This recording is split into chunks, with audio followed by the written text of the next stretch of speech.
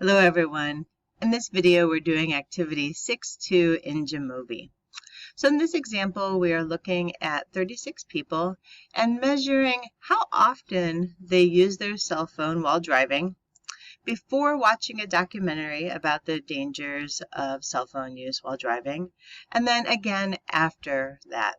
Right? So clearly in this case higher numbers are worse because we want people using their cell phone less while driving.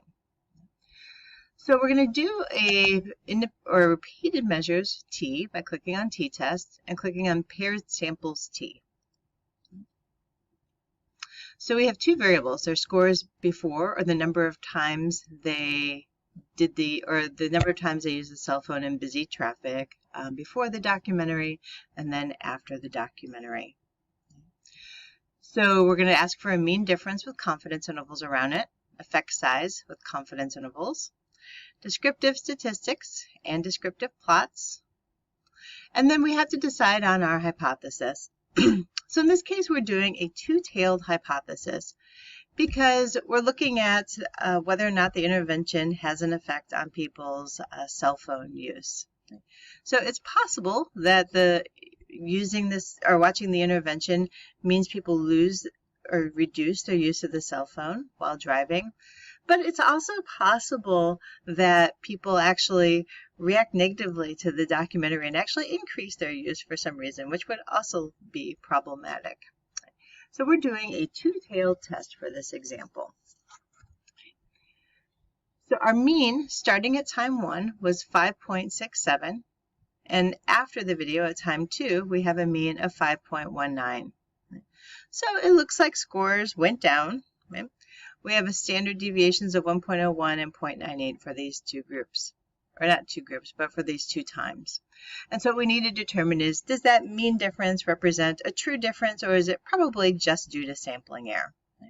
And if you scroll down, you can see these data also plotted on the graph below. All right, so we computed a t-test and obtained a t of 2.45 with 35 degrees of freedom. Right, we had 36 people in the study, so it's just n-1 for degrees of freedom. And the p-value is 0.02, which tells us that these results are unlikely to be due to sampling error. This is pretty strong evidence against the null. The difference between our means is 0.47. That's in raw scores. And the standard error of that difference is 0.19. So the typical distance we'd expect between those two means, if in fact the null hypothesis is true, is 0.19.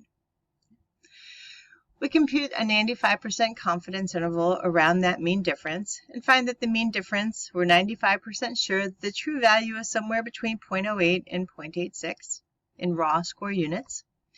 And when we look at the effect sizes, we find that we have a difference of 0.41 in standardized units, right, which is a moderate size effect. Now our 95% confidence interval shows us that the true difference, we can be 95% sure that it's somewhere between 0.06 and 0.75 in the population. Right? This is not a very precise estimate here. Right? We're saying that the confidence interval is somewhere between negligible to nothing and large. Right? If you want a more precise estimate of the effect size or the population parameters, you need larger sample sizes. Right? In this case, we only have 36 people there. Okay. So this is a better study than the one you did in activity 6.1 in that the people's actual behavior was measured rather than just their intent to use a cell phone. It was their actual use of the cell phone. And also the sample size is bigger, but still not sufficiently large for us to be drawing very firm conclusions there. Okay. All right, and that is all you need to do activity 6.2.